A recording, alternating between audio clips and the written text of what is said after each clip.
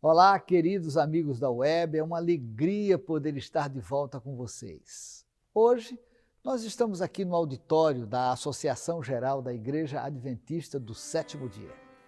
É desse local que todo dia nós fazemos o culto, estudamos a palavra de Deus, oramos pela missão da igreja no mundo, mas também é aqui que se reúnem 2 vezes por ano os líderes de todas as partes para analisar orçamentos, discutir planos e planejar como avançar com a missão da igreja.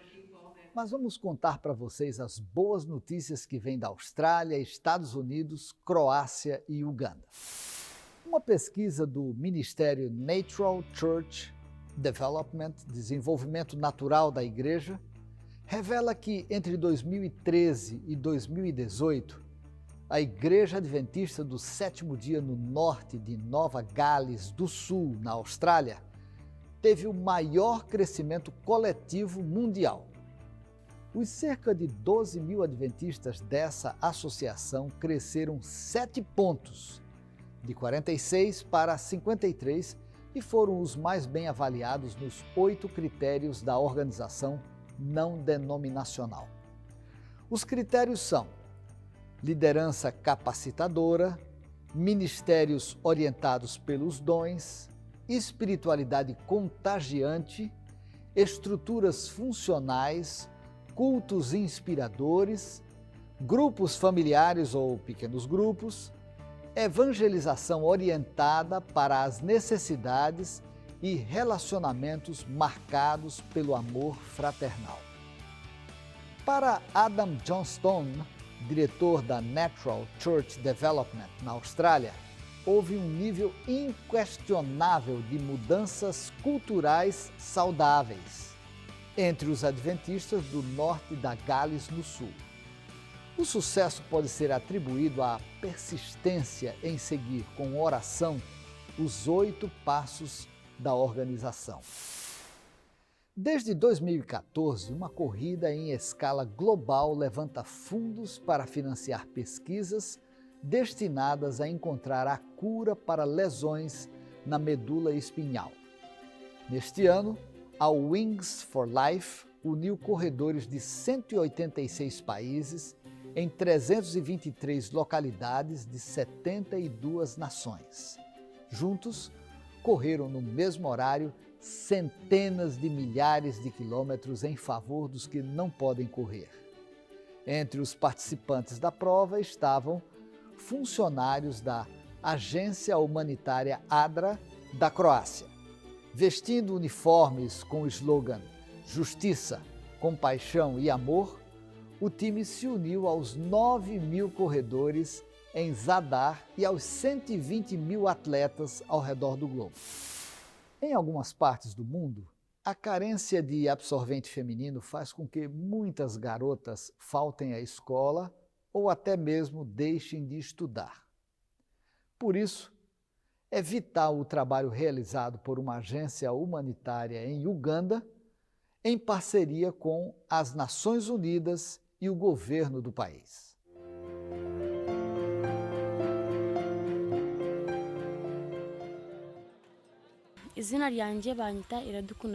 Olá, meu nome é Justine.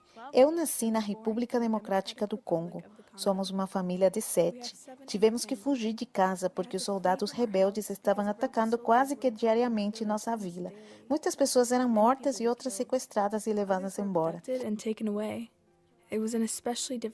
Foi um tempo especialmente difícil para mulheres e garotas. Tivemos que sair dali e encontrar um lugar que fosse seguro. Nossa família decidiu vir aqui para Uganda.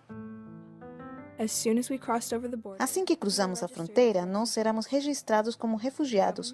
O governo de Uganda, as Nações Unidas e a ADRA têm sido muito prestativos com nossa família.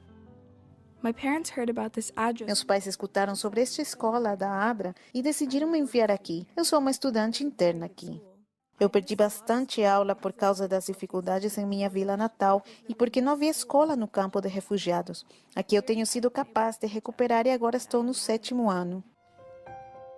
Uma das coisas que tem dificultado para algumas de nossas garotas mais velhas assistir às aulas é que nós não temos absorventes femininos para usar durante o período menstrual. Eles são muito caros para nossos pais e quando nossos ciclos menstruais vêm, nós ficamos com medo de ir às aulas.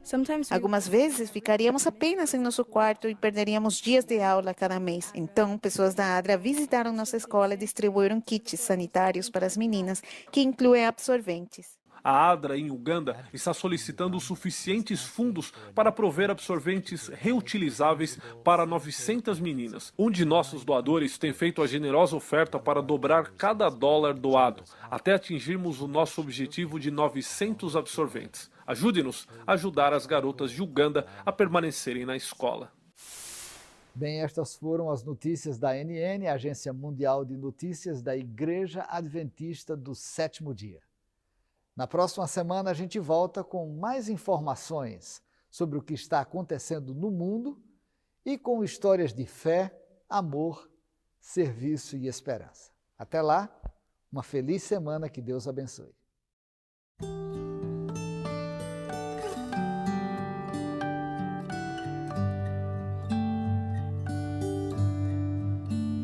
There is nothing in this world that can truly satisfy me like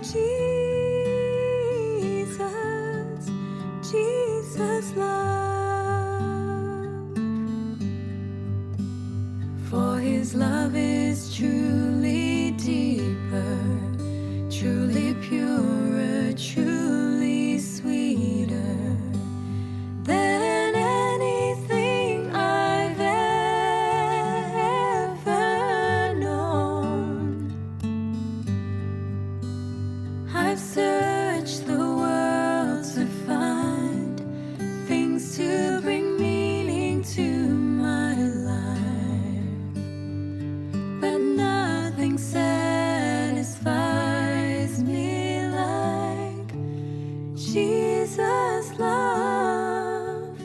There is nothing in this world that can truly satisfy me like Jesus'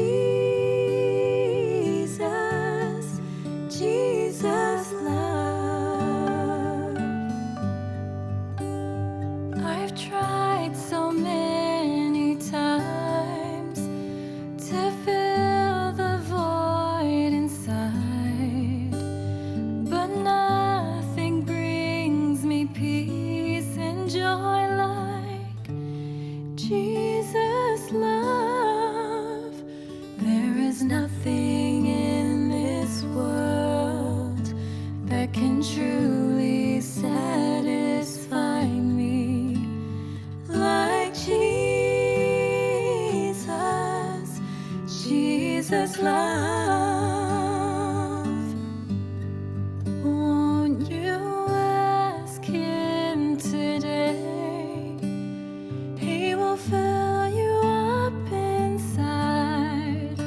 There's no emptiness or loneliness where Jesus Christ resides. There is nothing in this world that can truly satisfy me like Jesus' love. Only Jesus' love.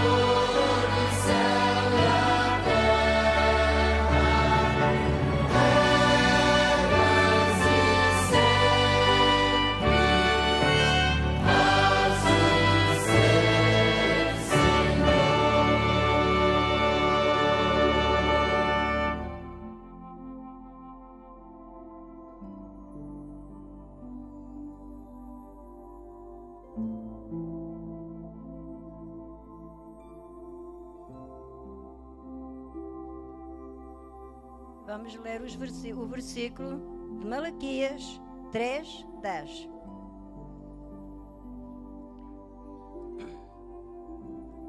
Trazei todos os dízimos à casa do tesouro, para que haja mantimento na minha casa. E depois fazei prova de mim, diz o Senhor dos Exércitos. Se eu não vos abrir as janelas do céu e não derramar sobre vós uma bênção tal, que dela vos advenha a maior abastança.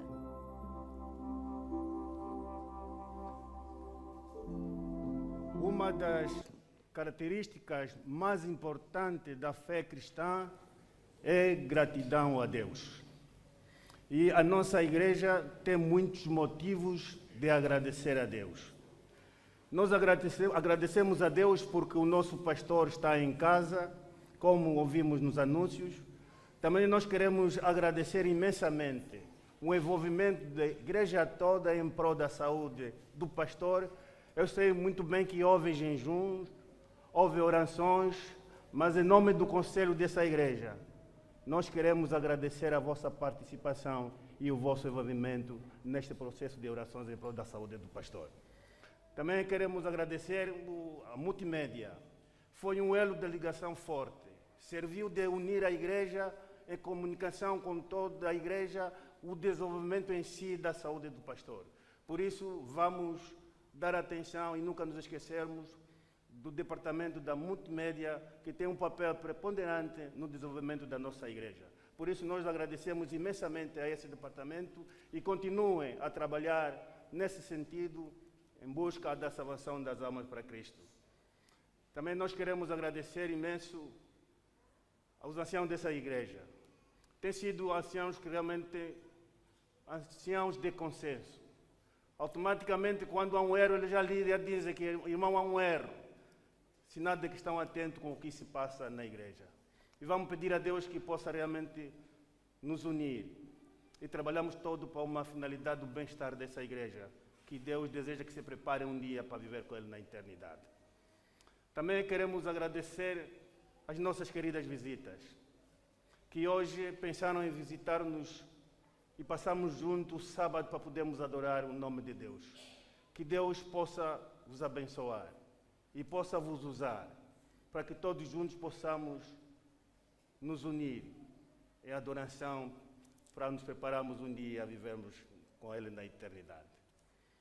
Também não quero esquecer o departamento da ADRA, que tem feito um trabalho fantástico, que ultimamente, às nossas quartas-feiras, temos sempre uma nova visita, porque eles têm se envolvido num trabalho de evangelismo. E nós temos tido muitas caras novas nas quartas-feiras. Que Deus também possa abençoar sinceramente esse departamento. Que Deus possa nos usar esta manhã. E vamos pedir às nossas criancinhas que vós sois a bênção dos céus. Que fiquem em silêncio para que todos possamos nos unir na sua palavra. Se estamos felizes na presença de Deus, então vamos pedir que o seu santo poder caia esta manhã, para podermos ouvir o que o Senhor deseja. Oremos ao Senhor.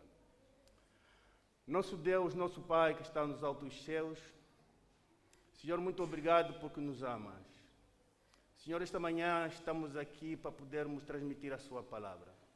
Somos de lábios impuros, mas pedimos o seu Santo Espírito esta manhã, que toque o coração de cada irmão, para que o que nós iremos dizer aqui seja seu e que possa realmente fortificar a fé de cada irmão esta manhã. Suplicamos essa graça em nome de Jesus. Amém. Hoje vamos meditar um pouco num tema conhecido e usado todos os dias, que é o deserto. Deserto é uma região que recebe pouca precipitação pluviométrica. E muitos desertos têm um índice muito baixo em relação à chuva que cai diariamente. Mais ou menos 400 milímetros que cai diário. Como consequência, então, estes desertos são secos e quentes. Normalmente, nós sabemos muito bem que 20% da superfície continental da Terra ela é desértica. E os desertos têm um elemento comum. Estão cheias de areia e de dunas. Essas dunas que nós vimos no deserto realmente qualificam as dificuldades que nós podemos encontrar. O deserto é um lugar, é um nome que se usa para designar uma região desabitada ou desprovida de água, de chuva ou de rio. E como consequência, viver no deserto é difícil, porque as temperaturas não são favoráveis, nem à noite, nem de dia. Para os que já atravessaram grandes desertos, sabem muito bem quais são as dificuldades que nós podemos encontrar ao atravessar um deserto. Se nós perguntarmos a talvez alguém que já frequentou ou já atravessou um deserto, nós perguntaríamos que há dificuldade, ele diz que há dificuldade porque não há nem alimentação, não há água e nem há condições para que os seres humanos possam viver ali, nem outros animais. Então, numa linguagem popular, nós podemos dizer que um deserto é um lugar hostil, ermo, difícil, que não se pode viver. Esta é a linguagem que nós podemos ter no seu geral, que o deserto é um lugar inapropriado para nós vivermos. Mas em relação à Bíblia, o que a Bíblia diz em relação ao deserto? Para podermos compreender muito bem esse termo, nós vamos ter que voltar ao original. O termo deserto, em hebraico, significa miba. Todas as palavras em hebraico têm uma raiz, um sentido, um objetivo pelo qual nós chamamos ou indicamos aquele nome. Este termo miba, que significa falar, vem do verbo chamado lihadbir. Significa que apacentar o rebanho. Lihadbir significa que ele está a apacentar o seu rebanho. Então, o deserto, biblicamente, significa isto. Nós sabemos muito bem, quando lemos Êxodo, encontramos que o povo de Israel vagueou 40 anos no deserto. E nós perguntamos o porquê. Então, esse termo hebraico nos dá a resposta. Porque o Senhor estava apacentando o seu rebanho.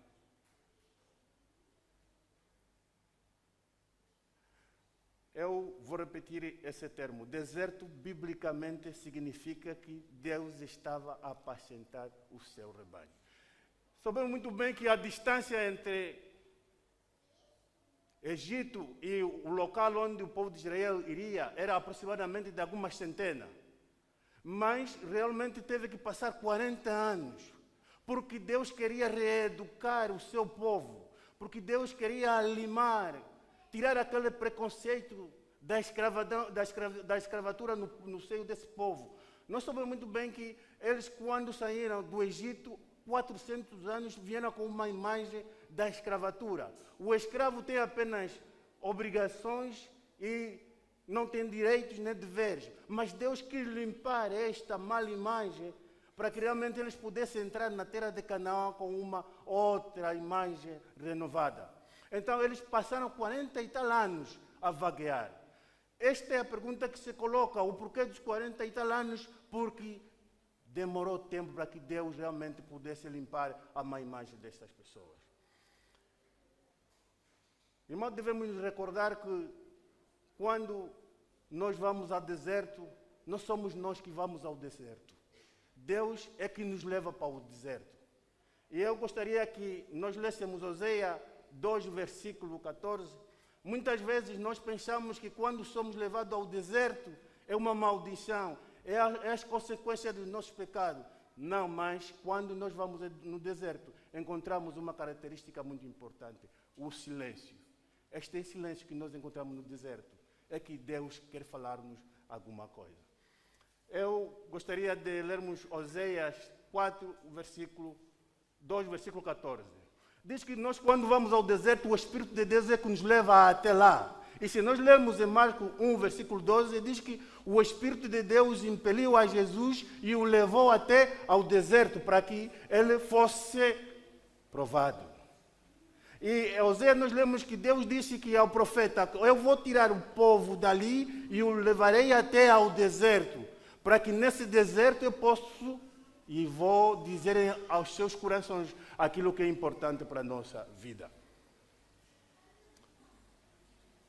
Eu pergunto, se naquele tempo existia o deserto para que o povo de Deus fosse reeducado, para que o povo de Deus fosse reajustado, para que o povo de Deus mudasse de atitude, hoje nós temos os nossos desertos simbólicos.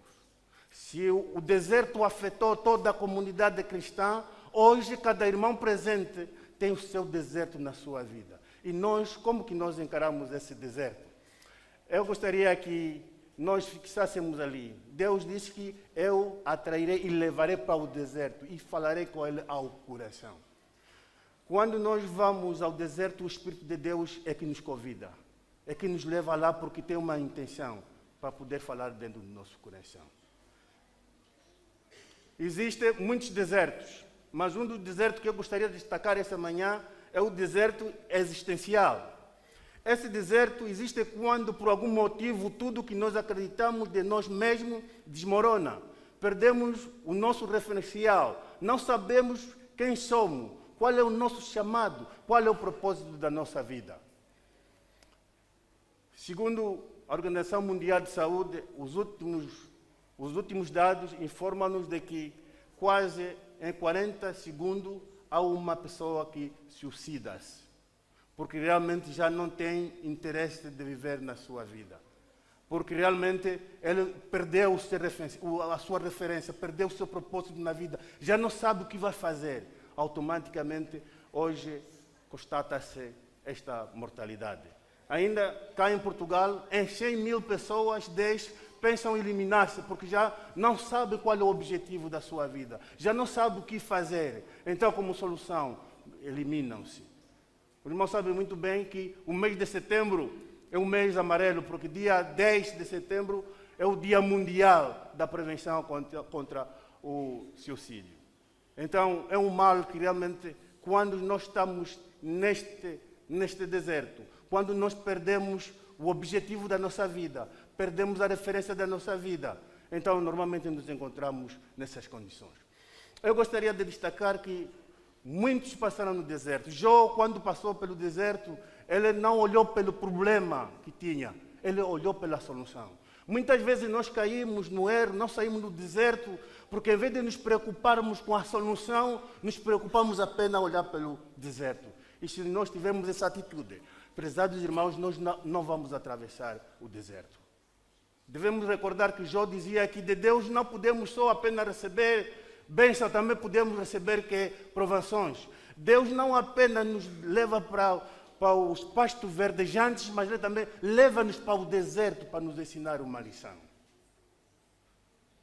E eu pergunto, no teu deserto que tu tens na sua vida, nesse silêncio do deserto, você ouviu a voz de Deus? Temos outro deserto, o tempo vai avançando, que é o deserto emocional. Quando algo tão forte nos acomete, somos tomados pela depressão e angústia por um motivo vazio, diante de um amor não correspondido, de uma traição ou de uma perca. Eu gostaria de abrir um parênteses em relação a este deserto emocional. Eu vou pedir aos senhores maridos que olhem para mim. Falando com as esposas desta igreja, eles dizem que os maridos não prestam atenção. Os maridos não prestam atenção, não estão a nos amar. Mas o que é que se passa?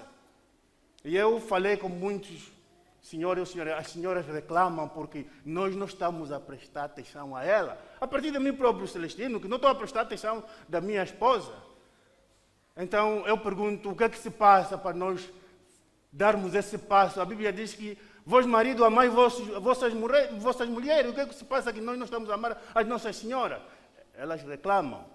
Então, eu peço que os maridos, alguns estão a inclinar as cabeças, mas deviam olhar para mim, porque a partir de hoje devíamos dar um passo diferente.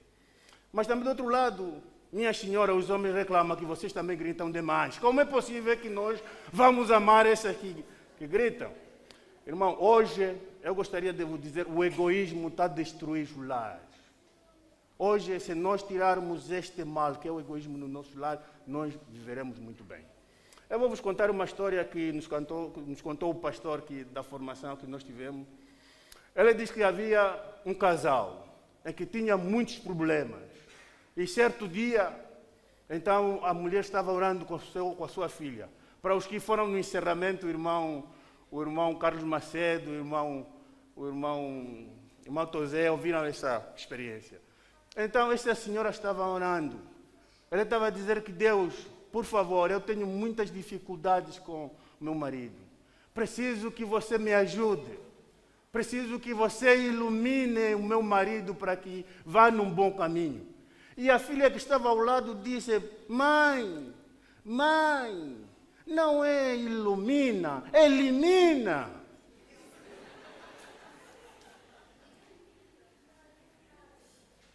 Irmão, quando nos encontramos nesse deserto, devemos pedir a Deus, porque Deus quer nos dizer alguma coisa. Devemos sempre diferenciar. Nunca devemos vacilar. Quando o lar não vai bem, não é porque são consequências dos nossos pecados, porque Deus tem um objetivo para nos dizer alguma coisa na nossa vida. Temos o deserto espiritual. O tempo já vai, já não tenho tempo para acabar. O deserto espiritual. Diz que quando nós nos distanciamos de Deus. Irmão, a primeira coisa que nós notamos quando estamos longe de Deus é a preguiça. A preguiça não é só um elemento fatal para o nosso estado econômico, mas também para o nosso estado espiritual. O irmão, quando não lê, não ora, o irmão está distante de Deus. E neste deserto, você está a ouvir a voz de Deus, nesse silêncio está a ouvir a voz de Deus. Eu podia citar aqui uma série de desertos que nós temos, mas só me restam 3 minutos, não vai ser possível.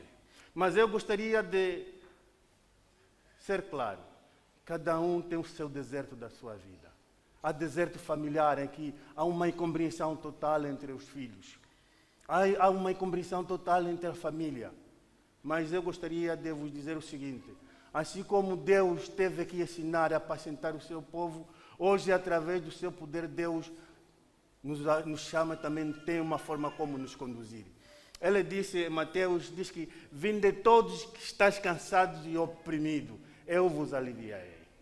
E Deus diz que: aprendei de mim, porque o meu jugo é suave.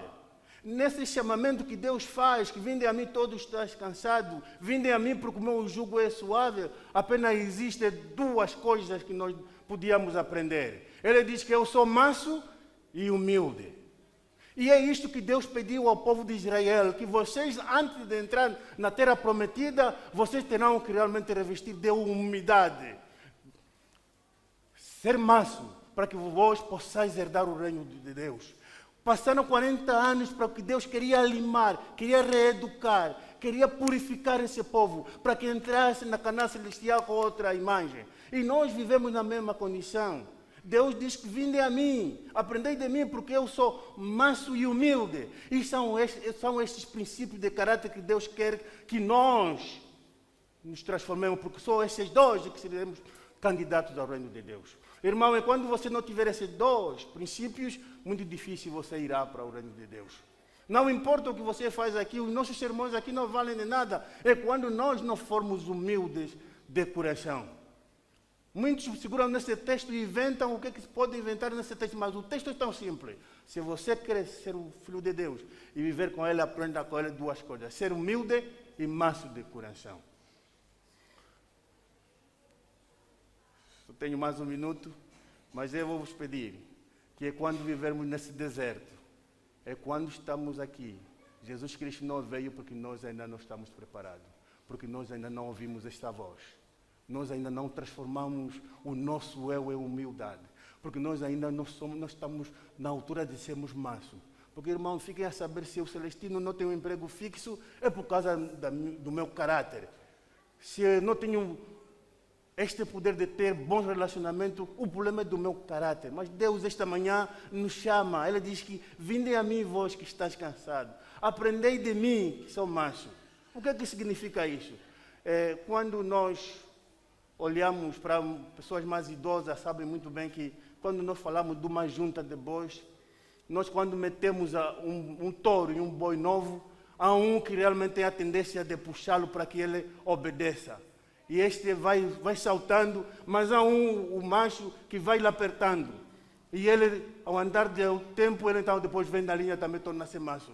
Isto é que significa, Jesus Cristo é que quer. Ele diz que: vinde a mim, porque o meu jugo é suave. Jesus quer andar conosco de lado. Quando nós caímos, Ele nos levanta. Quando nós vamos para o outro lado, Ele nos chama, até que nós consigamos alcançar esses dois princípios, que é a humildade e a mansidão. O povo de Israel teve que passar 40 anos para conseguir esses dois princípios. E nós já estamos muito tempo aguardando a vinda de Jesus Cristo, porque ainda não atingimos esta perfeição. O que é que nós aguardamos? Jesus Cristo não veio hoje porque nós ainda não nos consagramos. Nós ainda não estamos nessa ajuda de Jesus Cristo. Ainda não somos mansos nem humildes. Razão pela qual Jesus Cristo não vem, porque Ele não quer que nos percamos. Prezados irmãos, o teu deserto pode ser uma semana, pode ser um ano, pode ser 40 anos, 50 anos. Porém, o deserto é o lugar para atravessar, não é o lugar para permanecer. Os problemas que nós temos na nossa vida, não devemos encará-los de uma forma que venham nos destruir, mas sim termos uma força de ultrapassá-lo. E devemos ter como Jó, que ele teve os seus problemas, esteve no deserto, mas não olhou pelo problema, olhou pela solução do problema. Que Deus possa nos abençoar. Que as dificuldades que nós temos na vida, os desertos que nós estamos a atravessar, porque Deus tem uma lição para nos dar.